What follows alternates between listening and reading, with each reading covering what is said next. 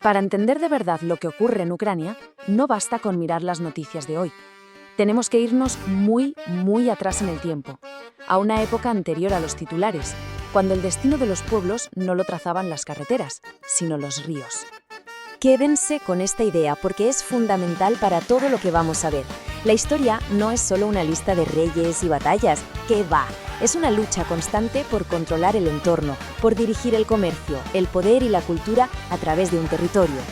Imaginen un pergamino de estos antiguos en el que se ha escrito, se ha borrado y se ha vuelto a escribir encima, una y otra vez.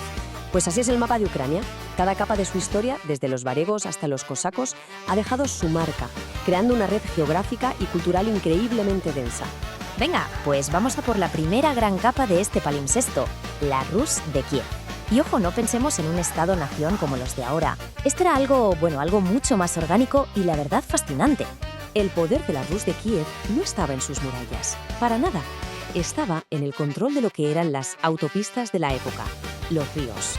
El Dnieper era, por así decirlo, la columna vertebral de una vasta red comercial que unía el norte de Europa con Bizancio. Era una civilización del agua, y esta geografía fluvial fue la primera matriz de su identidad. Y esta red, claro, tuvo sus arquitectos. Por un lado, Oleg, que fue el visionario práctico, el que unificó físicamente los puntos clave. Y más tarde, Yaroslav el Sabio le dio a esta red un software, un sistema operativo legal y cultural que la llevó a su máximo esplendor. Uno construyó el hardware, el otro programó el software. Aquí vemos un poco los momentos decisivos, ¿no? La fundación de Kiev como el gran centro de todo, luego la adopción del cristianismo, que fue crucial para forjar una identidad cultural compartida, y finalmente el fin de Sadat de Ono con la muerte de Yaroslav.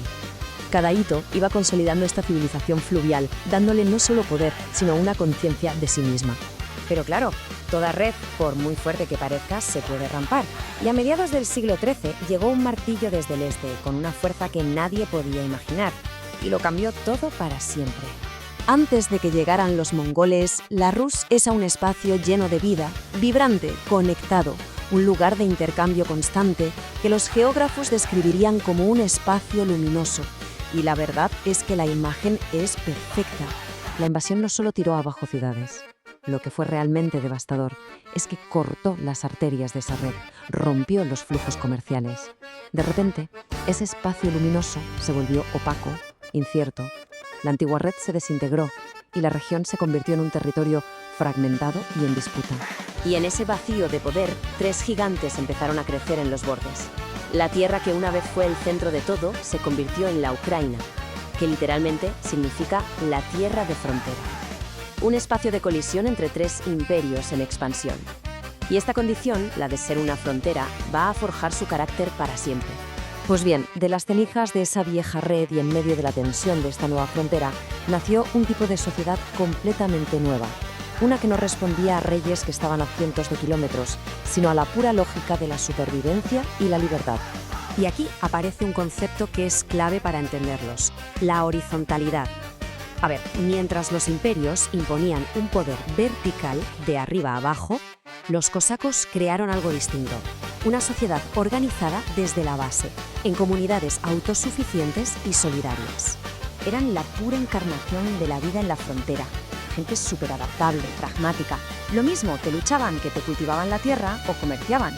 No eran súbditos de nadie, ¿qué va? Eran socios de quien les conveniera en cada momento, siempre negociando su existencia entre los grandes poderes. Esta independencia feroz se convirtió en un pilar de su identidad. Pero esa independencia tenía un precio. Vivir rodeado de gigantes te obliga a tomar decisiones complicadísimas.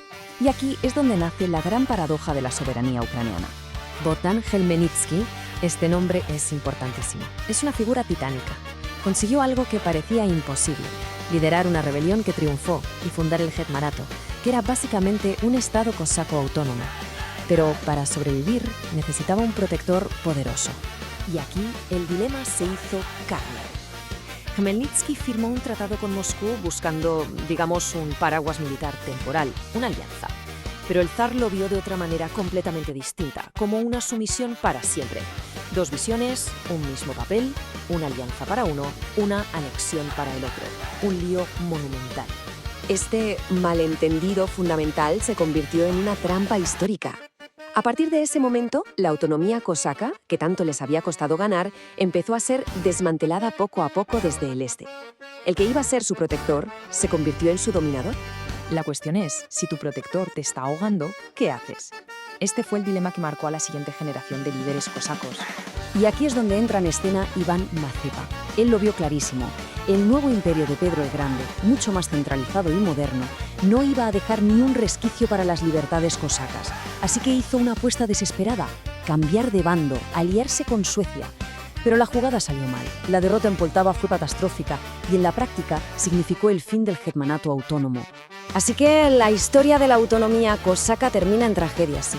Pero su legado es importantísimo. Es la semilla de la identidad nacional moderna. Una identidad forjada en esa lucha constante por la soberanía.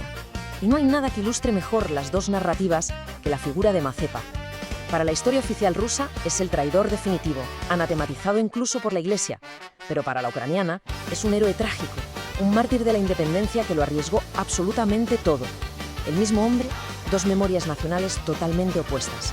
Si echamos la vista atrás y resumimos este largo viaje, vemos tres legados fundamentales. De la Rus de Kiev, la idea de una identidad que nace del movimiento.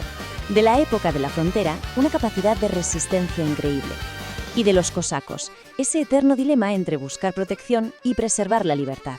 Para que nos quede todo claro. Primero, los ríos fueron la cuna de la primera identidad. Segundo, la invasión mongola creó una tierra de frontera que lo definiría todo. Tercero, la búsqueda de protección muchas veces acabó costando la propia autonomía.